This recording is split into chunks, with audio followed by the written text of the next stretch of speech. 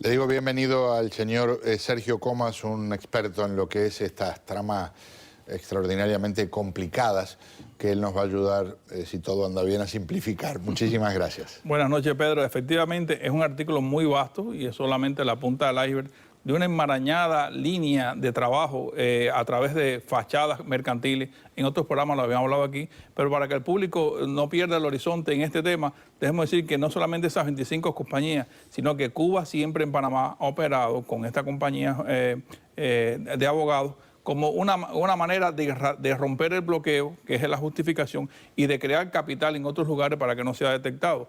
Por ejemplo, el hecho de que el hermano de Calleja aparezca en esta línea demuestra que hay una verdadera declaración de nepotismo en Cuba entronizado entre las familias. Son operaciones muy delicadas, Pedro, se requiere de mucha confianza, como es Fernández Cosío, que es un viejo cuadro del partido en Cuba, y se utilizan también elementos de la inteligencia para poner capitales en lugares muy estratégicos.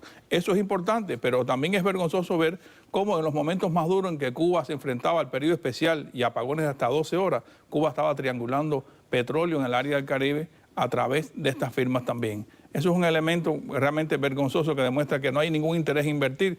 Y cuando te digo invertir, caemos en un nombre que ahora está muy en boga, que es el de Omar Everleni, el economista que acaban de despedir ante el Congreso del partido, que ya en el 2000 él decía que no entendía cómo esta madeja de empresa que creaba tantos billones de dólares no se utilizaban en financiar el desarrollo nacional. Y yo digo que ya era un hombre marcado para morir, porque es un señalamiento muy fuerte para Raúl Castro, y por eso es que este hombre, casi en los albores del Congreso, es defenestrado.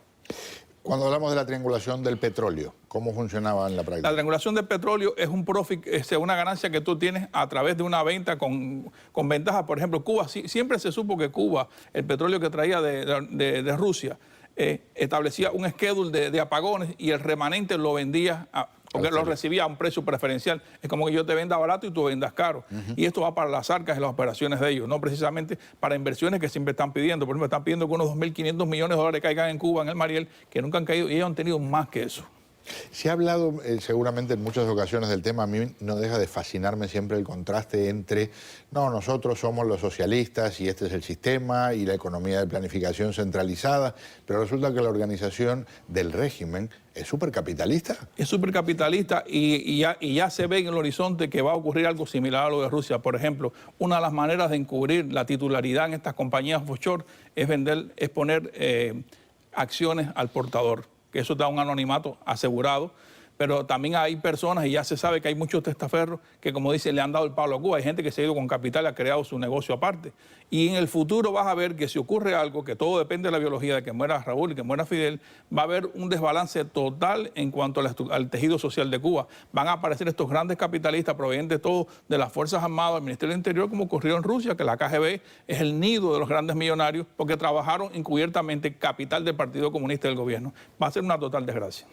Otro capítulo, el otro día aquí en territorio de la Florida hubo una reunión hablando de esfuerzo conjunto para lucha, por ejemplo, contra el tráfico de drogas. Se anuncia que mañana va a haber una reunión hablando de contraterrorismo. Va a haber gente del FBI, gente de distintas organizaciones del gobierno estadounidense en Cuba conversando de este asunto. ¿Cómo lo ve? Hace mucho tiempo que Cuba vende información de la que a ellos le conviene, o esté quemada, al FBI. Hace mucho tiempo que lo hace.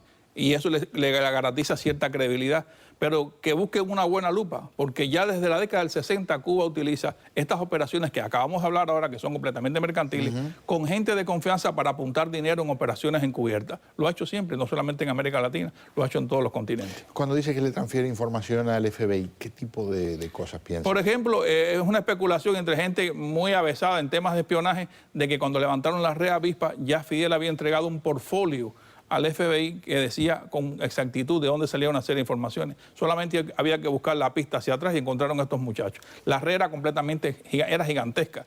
Y lo que ocurrió que de los apresados, unos a otros fueron ofreciéndose garantías fiscales para que no ir presos y fueron desbaratando la red. Los cogieron hasta con las computadoras en la mano. Es decir, que de dónde sale todo esto es un trabajo de chapucería que ocurre después que se desbanca el Minin en el año 82. O sea, las estructuras profesionales de espionaje de Cuba se desmontaron y se transfirieron a la FARC y se hizo cosas como esta. O sea, demostrar, como dice el cubano, dar jamón de que tienes información, muy peligroso. Los americanos no son tontos, desde luego. Ahora, en estas cosas tendrán que verificar mucho cómo contribuye Cuba. Y recientemente ya se ha dicho por grandes oficiales que no se puede confiar completamente en Cuba. Cuba trabaja en las dos bandas. No deja de ser irónico, lo vi en Nicaragua en los 80s, era el emporio de los grupos terroristas allí presentes en Managua.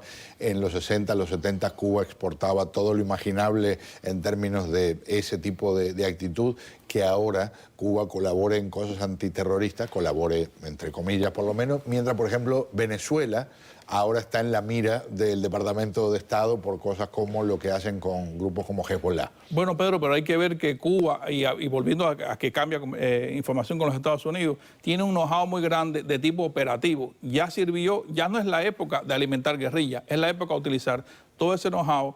En Cuba se han formado muchos cuadros políticos que ahora son dirigentes en países de América Latina, de la izquierda, soñadora, aquella joven, y tuvieron becas en Cuba, fueron adoctrinados. Maduro es un producto del adoctrinamiento cubano, es una captación temprana de la inteligencia cubana.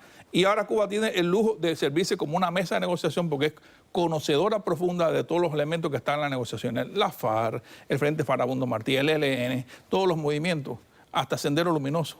La mano de Cuba llega a todas partes, todo el tiempo para hacerlo. Señor, un placer tenerlo aquí. Muchas gracias. El otro día les mostramos uno de los tantos ejemplos de adoctrinamiento, por ejemplo, en la Franja de Gaza, con niños a los que vestían de militares que capturaban soldados israelíes. En Cuba no están haciendo ese tipo de cosas, siguen con el concepto este de los himnos, aunque estamos en el 2016, a figuras de otras épocas. Y en este caso con una pionerita inocente como la portavoz.